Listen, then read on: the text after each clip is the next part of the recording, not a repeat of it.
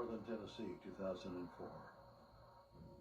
Bigfoot researcher Joe Fex visits a rural Appalachian farm owned by a woman who claims that she has encountered Bigfoot not once, not twice, but many times over a period of years. Janice Carter Coy claimed Bigfoot would come down the mountain, visit this barn that was about 2 miles away, and that they would come visit her grandfather's farm. Eager to find out whether Janice's incredible story could be true, Joe decided to do a nighttime stakeout on her farm. That night, Joe and Janice were sitting around a fire pit when Joe noticed something strange.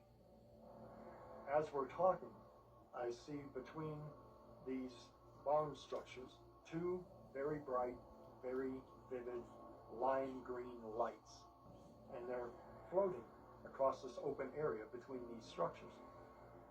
I thought, wow, Tennessee's got some pretty extremely large lightning bugs out here.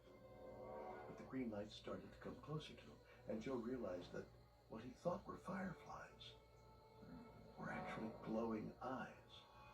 I could see no structure of a very large, long-haired, shaggy, what looked like a very muscular ape.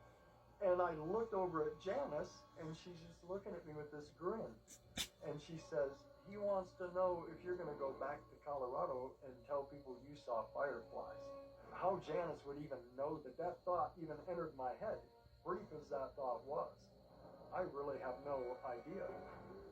Joe was astonished to see that Janice seemed to be able to mentally communicate with the creature, which was somehow reading his mind too. Janice said, he wants you to come back to the ditch line. He wants to see you, he wants you to see him. And I thought, oh, this is insane. But she gives me this big flashlight, so I started walking over there and back out behind the house.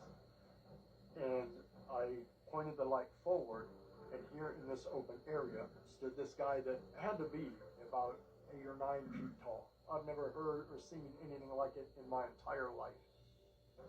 You'd think that after standing toe-to-toe with Bigfoot, Joe would remember everything about such an encounter.